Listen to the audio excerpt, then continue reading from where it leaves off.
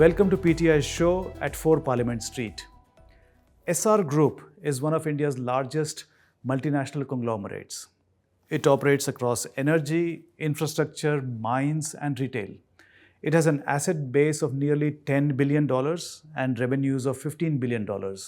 And at the helm of its decision-making is Prashant Ruia, a second-generation leader of the family business.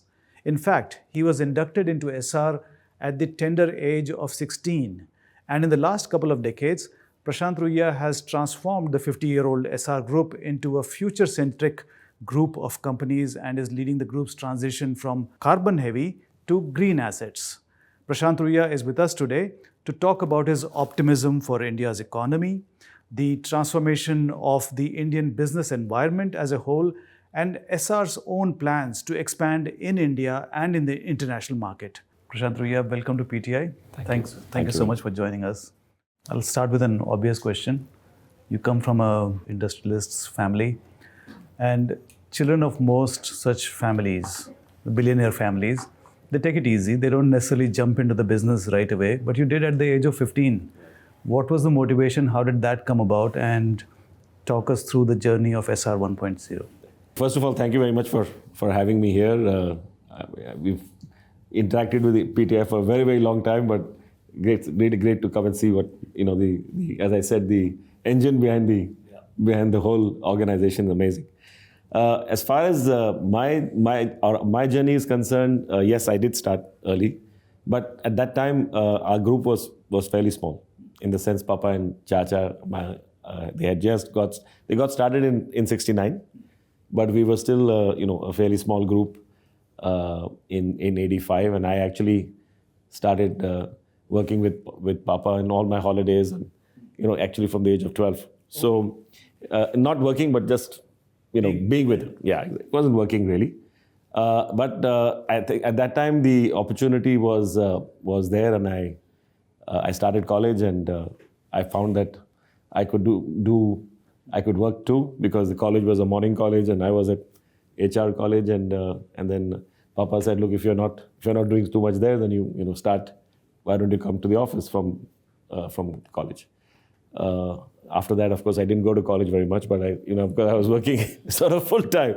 But but it was an easy option. I was pretty much inclined to work, and then when the opportunity came a few years later to go abroad to study, I didn't pick up that option, and I continued working because I'd already got, and we were at early stage. Things were just getting going. It was a very exciting time for us, and I was enjoying myself. So Marwari School of Management was the one I went through.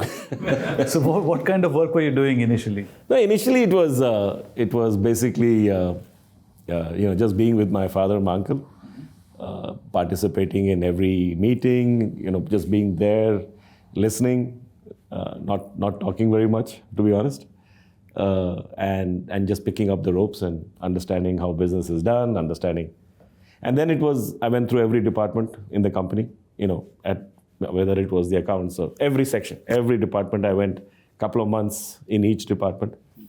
By 17, I was given responsibility to do things. And yeah, we were a small organization, so everybody knew what was happening, and it was the learning was fast. So your father and uncle were not disappointed when you decided not to go to the US? No, not at all. They were quite okay. They were quite fine. They were actually dreading that I actually might go.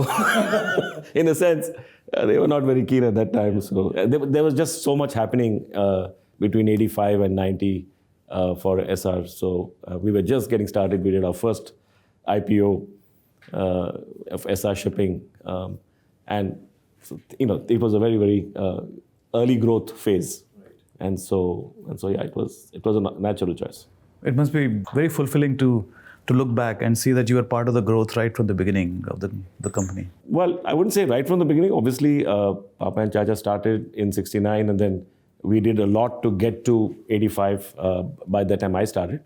But yeah, I've been there for a long time, and fulfilling. We've obviously done a lot over the last 4 decades, and India has changed a lot. So it's also been a huge journey for India, and where we were and where we are today, I mean, it's just a completely different, even from a business sense, from a commerce sense, from a market sense, it's a tremendously different journey. It's been a tremendous journey for both. And yeah, we've been part of that. It's been good fun.